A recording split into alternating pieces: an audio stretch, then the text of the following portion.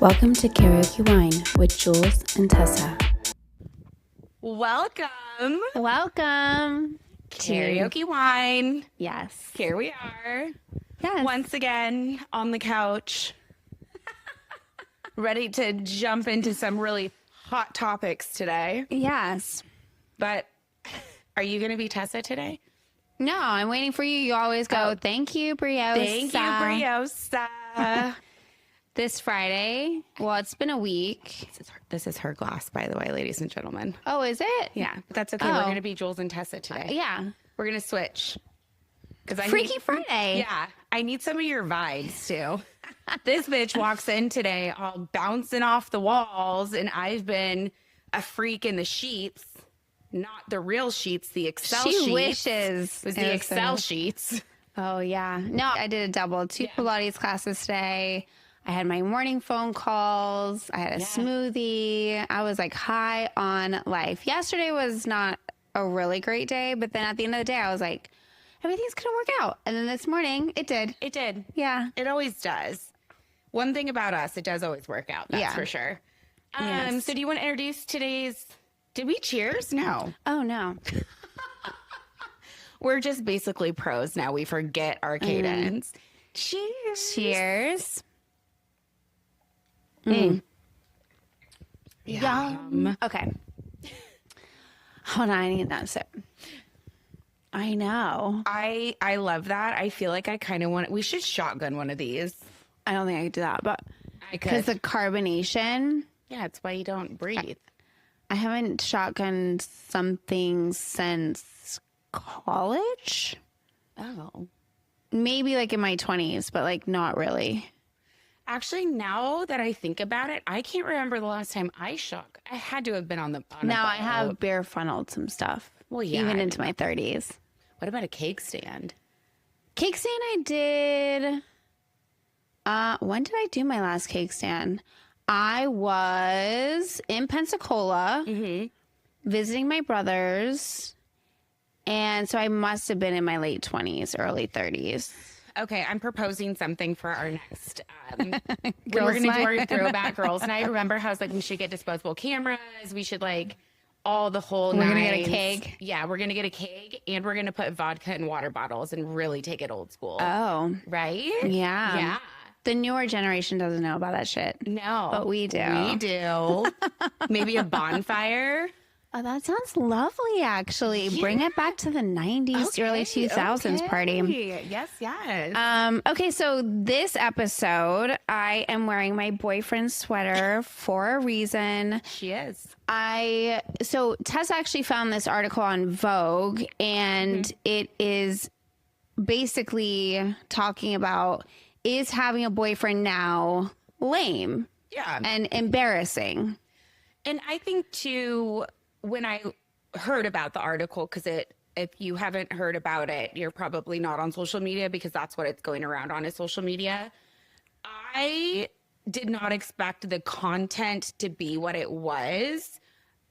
I thought it was going to be more geared towards the whole statistic right now that women are happier by themselves. They live longer by themselves. They sleep better next to their animals, where men... They live longer when they're with a woman. They sleep better when they're with a woman. They do better in business. Yes, or with a partner, we should say. Yeah. But, and their drive and their ambition is far more. So when I originally wanted to read the article, that's kind of the consensus I thought it was. Turns out it was not about that. It was more about the...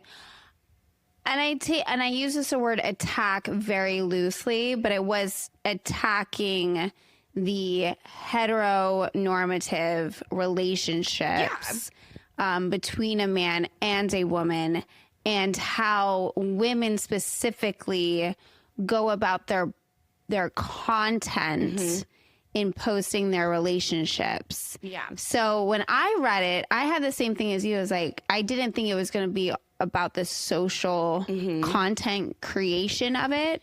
Yes, it is very heavily focused. So the premise of the article, and we'll dive in deeper to some notes that we have, but it's posting your relationship on social media as a heterosexual woman. Yes. With a heterosexual man. That was the coming out of the single closet and going into a relationship. Hard launch, soft launch, however you want to look at it.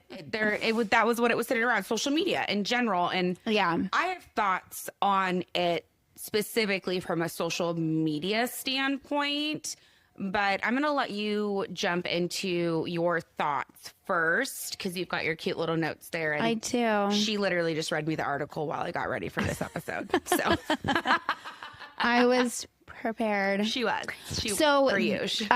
This article was published on October 29th, so about 2 weeks ago. And what I come from a very different standpoint from you because I have posted 2 relationships on my Instagram ever in my life. Yeah. And you have posted 0. Ever. The only people that I've posted, and those who know me will know that this is 1000% accurate. One, it's to get a reaction from people. And it's probably somebody that honestly, I don't even know their name, but I looked really good in the photo. Yeah. Because I post on my social media for me. I'm glad you said that. So I'm quoting directly from the actual publication.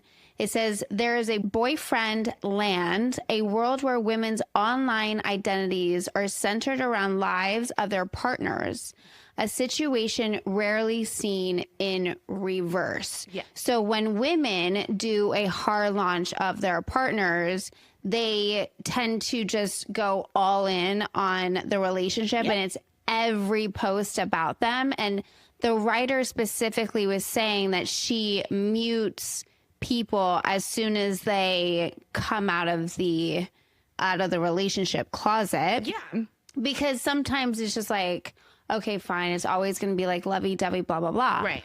I do have relationship friends that have posted like, oh my God, I love you so much. How could I be so lucky? Oh my God. And I remember when I did my hard launch of my ex back in, I don't even remember when I did a hard launch, but it was like over like the summertime-ish. Yeah. Summertime madness. Lana Del Rey. Oh my God, so funny. When I did that hard launch, the caption was, I'm so happy you found me. And it was to Rufus, my favorite. Her favorite. Who, by the way, we got rights to, not him. Yes. No. Without his memory. My Rufus. Yeah, without his memory. I've been following Rufus. I'm going to take a drink because of that moment. Since like ever.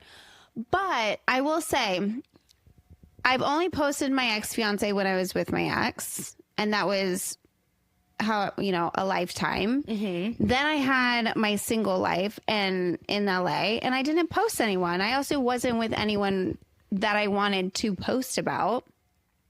And then I met him and everything was going so good. And I was so excited. And I thought it was going to be the long game.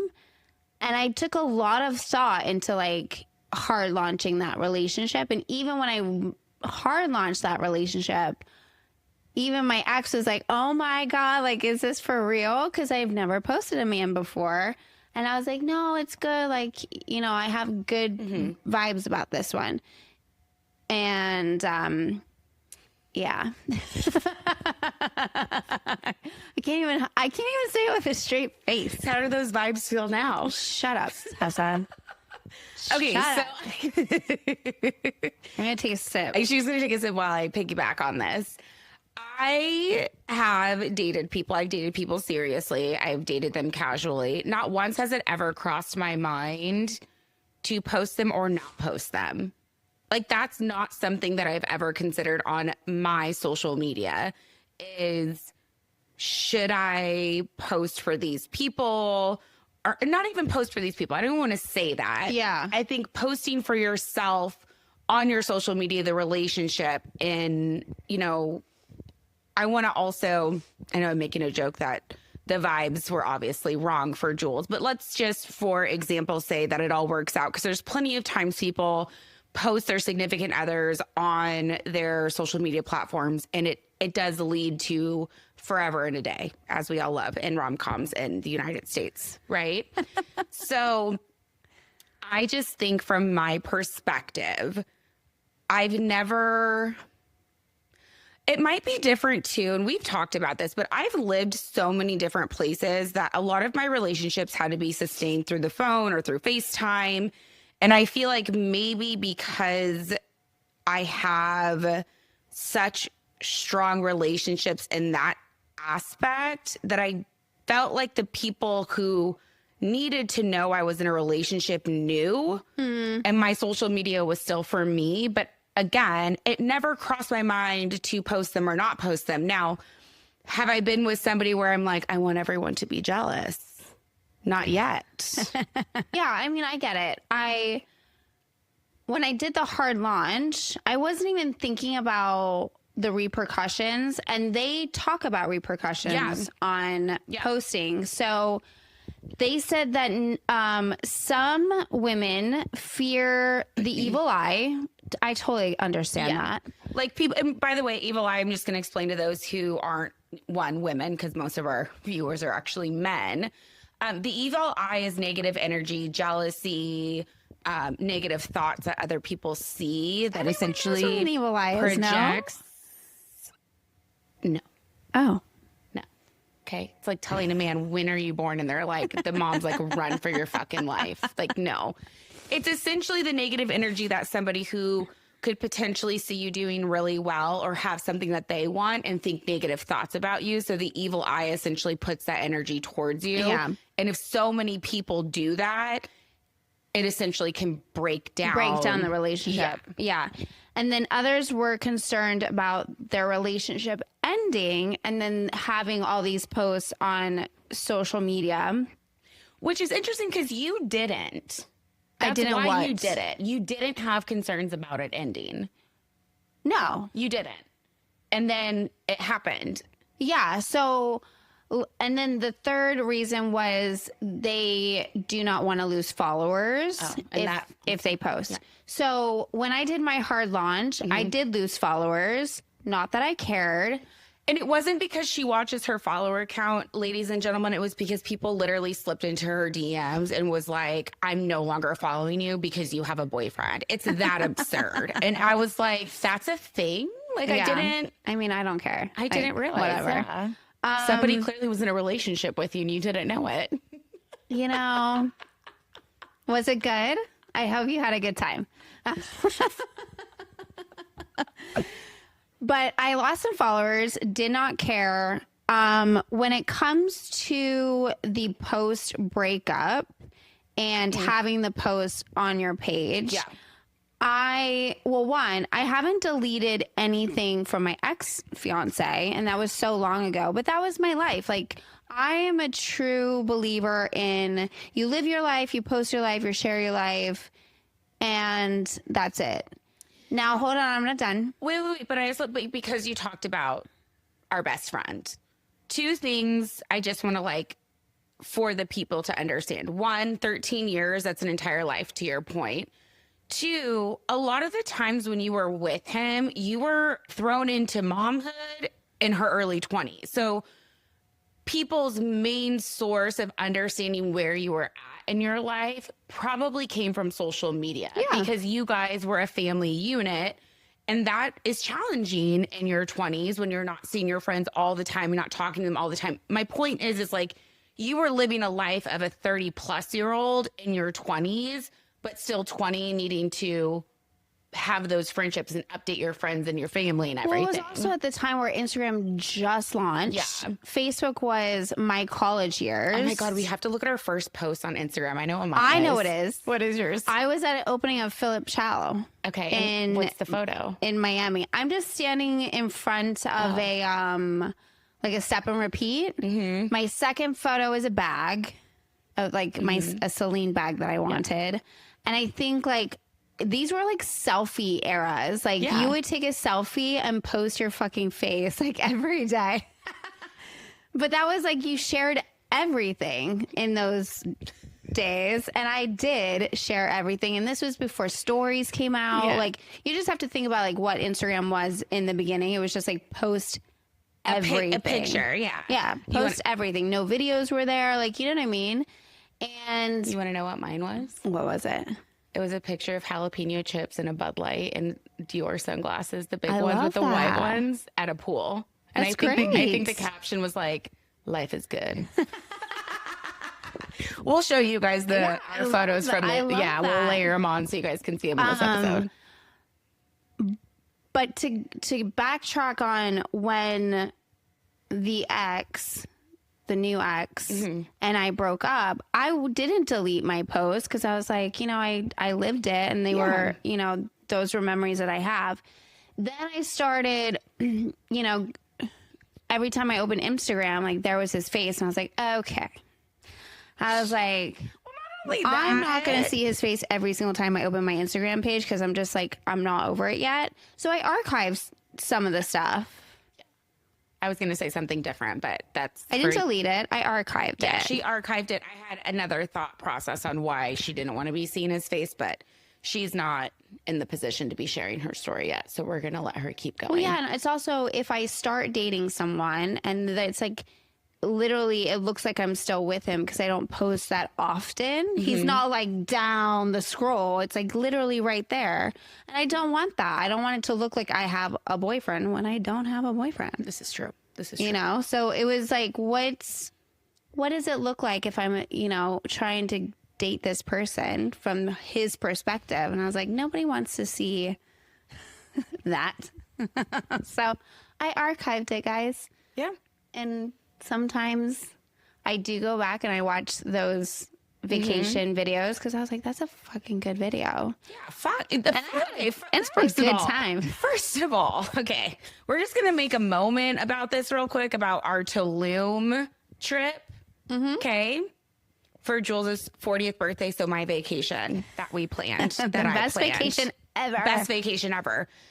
Regardless of him being involved or not involved, that was still the best trip. And anyone who looks at anything from that trip does not care about him in any capacity. I don't care. No, I know you don't. But and and I didn't archive those because that's my 40th birthday, and they're amazing. Loved that trip. Everybody did. There's not one. Well, there was anyway.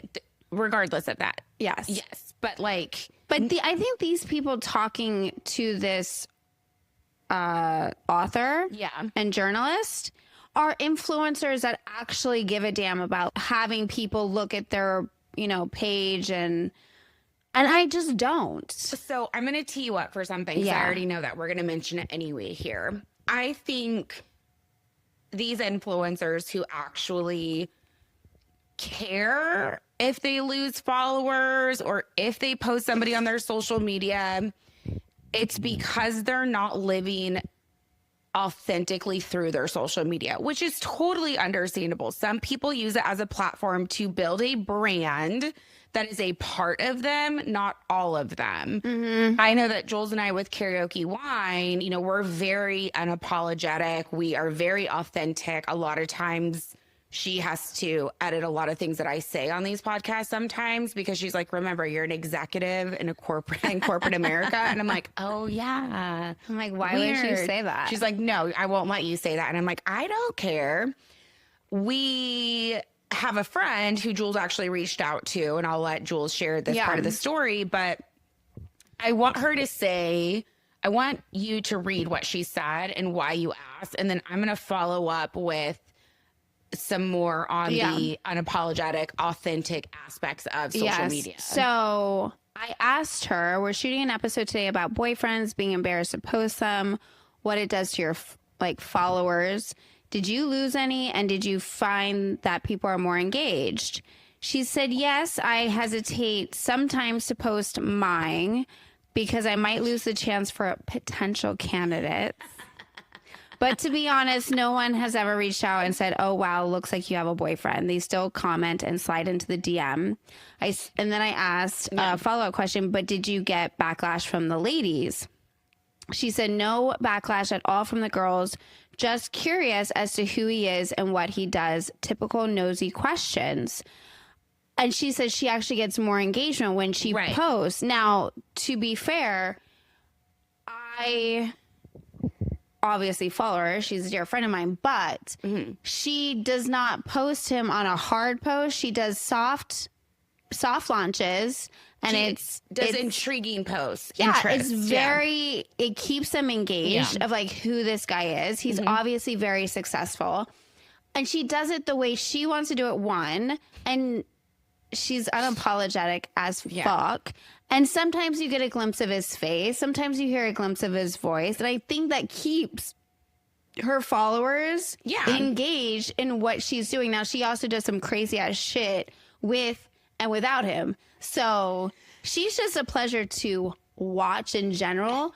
But she actually gets more engagement doing the soft launch posts of her man. And that's what the article says here, is that the tide is turning in terms of women doing hard launches. Instead, women will show like his hand or the back of his head, or you guys are at dinner and you guys do a cheers.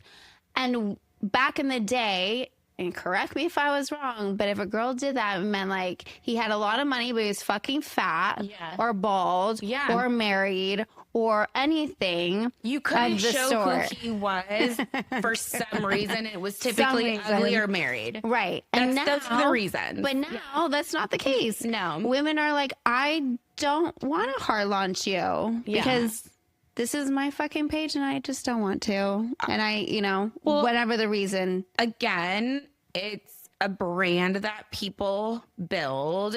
And the great thing about this person, it's one of Jules' like best friends. And I've been fortunate enough to get to know her over the last couple of years. And I fucking adore her because she cracks me up. I feel like in the department of words just come out of her mouth without a filter, her and I are very similar in that way. And I think from her perspective, this idea of an influencer, right, is this person who influences the world. And with her, she's so authentic. So her influence is more be you and stand up for what you want. And Jules and I were talking about this earlier. That can be seen as controversial sometimes. And not that she is, because she's not controversial. She's authentic. She believes what she believes in. She says what she wants. And I think that people, regardless if they are aligned with what she's saying or not, enjoy following her because she doesn't back down. And in fact, she is doing some really cool things on the back end right now because of her being like that. So she's not your quintessential influencer. She definitely has an influence on Instagram. So she was definitely the person to reach out to for feedback on this 100%. She's just, I think, different than like this description. I think like these are like the cookie cutter beige, like fashion. Get ready with me. Yeah, like my skincare routine. Not like us. We're feral. Yeah, we're ferals. Yeah. Okay. So they also said that people that have boyfriends and post do feel a sense of guilt associated with posting a partner, knowing that the dating landscape is so rocky. I just call bullshit on that one because it's not like, oh my God, girls, I know it's so hard landing a man, but I am just so happy and get the fuck out of here. Like, just post your life. I think it goes back to what message and what brand you have that represents yourself. If you are authentic and you just do whatever the fuck you want, us and our friend who we just mentioned, or if you're somebody who is building it from a perspective of this is what I want to be known for. Jules and I building this brand for Karaoke Wine, we didn't want to build a brand, we wanted to build something that represented us as the brand because we don't want to change. We don't want to filter. So like our brand is not just Briosa or just talking about this or just talking about that. Our brand is us. Yeah, but I think that they're giving like, they're only focusing on these influencers as like content creators, but That's the better one, content creator. But the majority of people that post on Instagram are not influencers or content creators. Right. They're just sharing their lives. And I don't think majority of people, I may be wrong, but I don't think they wake up and be like, do I post this? Do I feel bad about it? Do I have guilt? Like all these, That's actually, I don't think so. Yeah, that's a really good point. And maybe our feelings will change, when we have 1 million people following Karaoke Wine. But we've even discussed, once Karaoke Wine gets to where it is, our personal profiles may not be public anymore because I get that. A lot of the content that we share right now on our personal platform is so that it lifts up the Karaoke Wine podcast. I understand that. And I was private for a little bit. Just because I was just in this moment, I was like, I don't care who is following me. And I just went ghost. I was like, if you're following me, great. If not, not. Okay. So having a partner versus not, and the freedom you have on social, they say that once you have a boyfriend, you filter yourself and you become more beige, quote unquote, is what they said. I will agree with this statement. Even with the podcast, when I'm dating someone, I kind of go more into like the filtered Jules. Not anymore, though. No, I don't give a fuck. Yeah, fuck those people. If I date someone now, it's going to be like, I said what I said. You're just going to have to love me for being so like authentic. And we're going to get into this. We're going to circle back to this because I want it to be in this episode too, since we're talking about social media. You actually have a very different perspective on the podcast while dating people. What do you mean? That they're not, just don't watch it. Yeah. I've told people, like, they're like, oh, you have a podcast? Let me watch it. I'm like, no. Yeah. And I'm like, that's great. You don't have to watch it. You don't have to be a fan. You don't have to like it. You don't have to dislike it. Mm-hmm. Just stay where you are. And just get to know me. I've said it on like episode 3. Yeah. You're not dating my Instagram. You're dating me. And I now know a year later, what you do post, people judge, and they don't really get to like know you firsthand. Mm-hmm. But my podcast, we say some crazy shit, but we also say really good stuff, and I stand by a lot of it. You stand by all of it. Yeah, but sometimes, like a year ago, I was like, oh my God, just because we evolve and you change your mind. And I'm like, I don't think that like that anymore. But I obviously stand by because I didn't delete anything. Yeah. I lead with the podcast. Yeah, she's like, here you go. And I'm like, no, it's enjoy. Not me. Yeah, no. So a shift, they're saying it becomes more of a flex to now be single. And I will say this, when you are single and you start like doom scrolling and it's all about the me era, I love those posts. And there is a sense of power or a sense of, I don't know how to describe it, but when I am single and I'm handling everything myself, it's just a different confidence when I walk into a room rather than walking with my boyfriend in like that soft girl era. It's like I lost this part of me. She's like still there, but she's like hidden.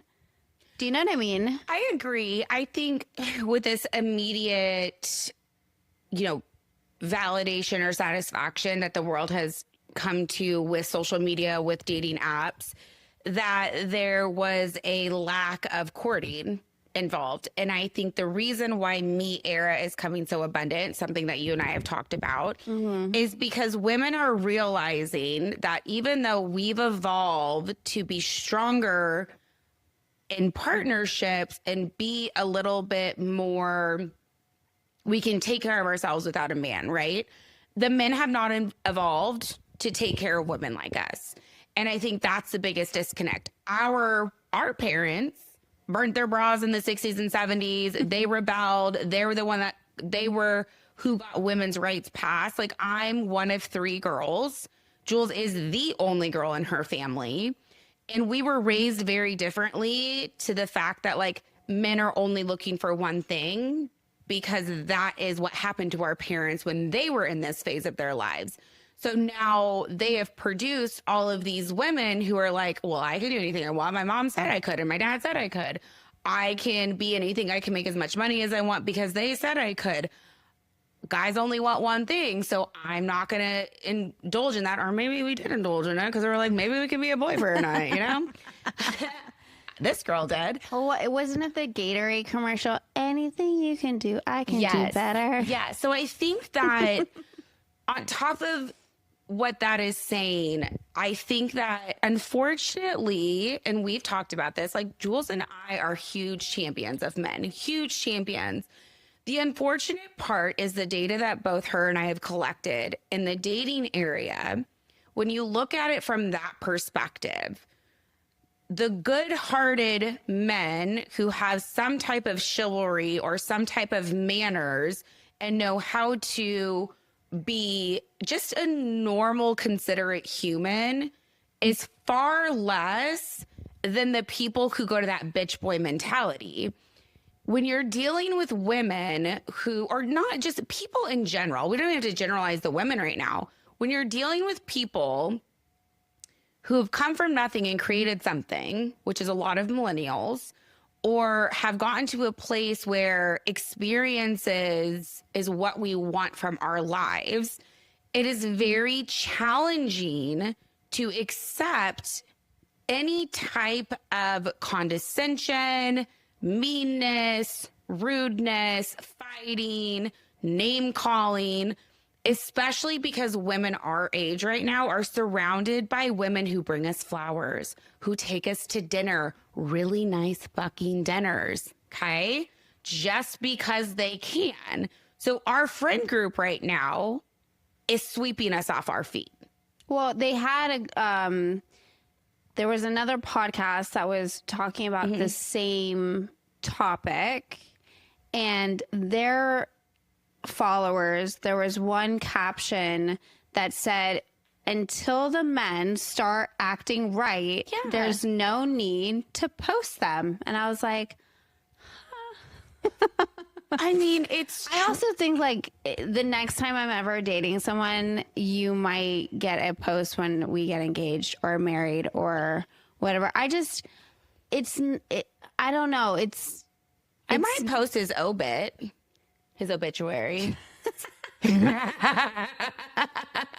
Lost a good one. Thanks for 45 years. Love you so much. It was such a great life we had together. Listen, I don't know. I was talking to my therapist yesterday, and this is like right on par with that. But she was asking how the dating has been going because I've been trying to actively date again. And, you know, the last couple of dates that I went on, I really enjoyed because I focused on how I felt with them, but also how I felt without them. Mm-hmm. Because that's most important. It wasn't like, do I like this person? It was, how am I reacting to them? How am I acting in front of them? Like, am I being authentic to myself? Which I felt like I was being true while we were in person. And it just felt different when we weren't together, and not in a bad way and not in a good way, just in a, I don't know if I want this type of way. And so I came to the conclusion, like, not what I'm looking for. No animosity towards this man. We had, 2 wonderful hours together. It was like 4 hours, it's 2 dates. But I think when I told her yesterday, I was like, I'm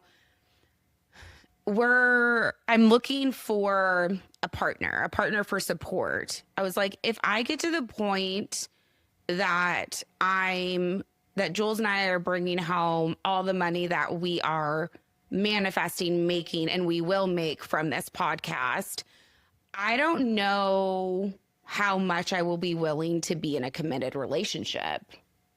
Because... Say what? Yeah. Like, I think at that point I might go the poly route and have like a boy over here, a girl over here, all different shapes, sizes, and colors, and just like have a fucking ball. You know what I mean? I'm dead serious. You just came up with this? I've just been thinking about it. Like after, the date with the guy, I really enjoyed myself, but I also realized like it's a lot of fucking work. Yeah. It's a lot of work. And I think I'm willing to do the work, but I'm not willing to all of a sudden have someone pop up once, I'm overly successful and be like, hey, what's up? I'm gonna go fuck yourself, because you're gonna have to try to have an opinion about something. Like, I don't know. I always think about a host of a very popular podcast who started out as a duo and now is a singular. And, her new business actually incorporates her now husband, and like, kudos to her.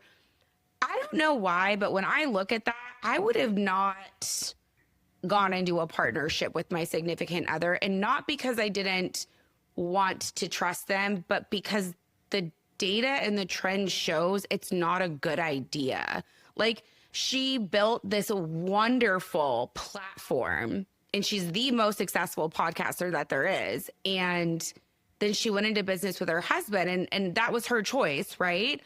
But it's just something that I look at where I'm like, when we're there, like, no one else is part of this business. You know what I mean? Like, we built that. She built that since she was like a child, essentially, to get where she is today. Yeah, but I think it's different. Like, if, and I don't know that relationship or what he does per se in the business, but it works for them. Yeah. And I don't think it's like, super in your face. And I mean, if you look at, David Beckham and Victoria Beckham, like but look at what he did for her in the beginning. He would drive 4 hours just to see her for 20 minutes. Totally true. Yeah. But being an investor, he could have been that investor as like every single day when, they wake up. But he was like, no, babe, like, this is your thing. You do your thing. Yeah. Even when they were in that fitting and he was trying to say something and she was like, David, this is not about you. Like, love you. That they're a really good couple. I just don't think men are like that anymore. There's too much at your fingertips. There's too much immediate satisfaction. I think if you have a successful man with an equal successful woman, it hits differently because you guys both respect the grind. I think if it's the woman in the relationship doing more and it's like, what I said last time, it doesn't it work. Might not work. It doesn't work. Who knows? I'm definitely not. No. What was that show? Love is Blind. There was a really successful in Denver. I can't remember her name, but it's fine. But I felt like her relationship with the guy that she chose was super adorable, except when you watch it through the entire season, you realize, his number one priority was his son, which is totally understandable. I think from a perspective of money, she was looking, or financial means, I should say, she was looking at homes that were $1 million plus. Go ahead, girl. And And in his mind, he was like, no, I'm not going to be able to contribute to that. If the roles were reversed and he was the one that could afford $1 million+ home and she was the one that was like, I can't really financially, compete with that, I don't think that there would have been so much tension in the relationship. Now, they weren't meant to be together regardless, but that situation happens all the time with women who are successful. And one of the main wonderful things about women who are successful is women like what they like. Doesn't matter how much money you make. You could be a thrifter and make $1 billion, or you could have a $60,000 salary and only like designer stuff. So you wait to buy the designer stuff so you can save. Like, women like what they like. Yeah, I agree. Like, well, I also think that it's your personality. If you don't care that your husband is making less than you, because I know that sometimes you can have that resentment of like, tables are reversed, but you have to be okay with that and he has to be okay with it. And then that's the only way it works. You can't have resentment. You can't try to change somebody. Like, you also have to be very honest with yourself. Yeah. But we're getting off a topic because this was about social media posts, not about economic status. But it's the same thing. But I think it's the same thing with the social media. I want my man to have more money than me. Well, period. Obviously. I am just like in the universe. I'm like, I want you to have more money. You should have more money. I'm attracted to men that can provide more, not less. I mean, I've always dated way outside of my tax bracket, and I'm fairly successful. And that's not because of me. Like, I don't like look for these people. It just happens that those are the men who are naturally attracted to me, and I'm naturally attracted to. Like, I've never, not that I've ever been like, let me look at your bank statement. It's just an energy. It's not, you know, living in LA. Yeah. It was the first thing. It was, what do you do? What can I get from you? And it's such a toxic fucking dating pool. Well, and I think that kind of goes back to the article too. It's like, that's why you don't want to post somebody on social media. Like, also, it's incredibly public. So if you do have a following, if you do have a brand, then it can hurt you, or it can't, you know, you might be losing partnerships because the quote unquote content creator influencers of the world today are essentially looked at as how old Hollywood look, those starlets, because if they are that viewed, then people will buy what they are selling. So that's another thing that, like, if you're constantly selling, you know, condoms as a single woman, and all of a sudden you get in a partnership and you're married and you're trying to have a baby, does that partnership make sense anymore? Right. No. I was thinking vibrators. I mean, vibrators will always sell, married or not. Like, women and men will always be able to sell vibrators. True. Yeah, yes, like that's true. That works. But like, trying to get pregnant, probably not going to be there supporting the IUD. Like, there's just certain brand deals that when you become a couple, right, probably doesn't work as well. No, I agree with that. I just, to round this all out, and you guys, if you want to read the article, it's a very, very short article to read. It's not like it's not a book. Yeah. Just, I'm going to be who I am. I'm not going to change. I might post the next relationship. I might not. I don't know. Well, I will know when I get there and I have something worthy of posting. If I want to post, I'll post. But I'm not going to ever think about, oh my God, my followers are going to not like this. Because then you could just leave anyway because you're not going to dictate what I post. Yeah, to be fair, and I know I've said this before, anything I post, I'm the first person to like because it's for me, and like I will post what I want for me. Well, I've said this in the past. I literally look at my Instagram page often and I'm like, wow, I did so much shit. Like, this is great. Like, I can literally just remember and reminisce. And I'm like, damn, my life is good. And on that note, my life is good too. I also look back, I'm like, God damn, I'm hot. So like, that's why I want it. Like, we're going to sell your nudes. Which one? Have fun. Okay. Do it. All right. Well, on that note, carpe diem, bitches. You're hot. You're hot. So good. So good. Sure. Thank you for watching this episode of Karaoke Wine. Please like and subscribe.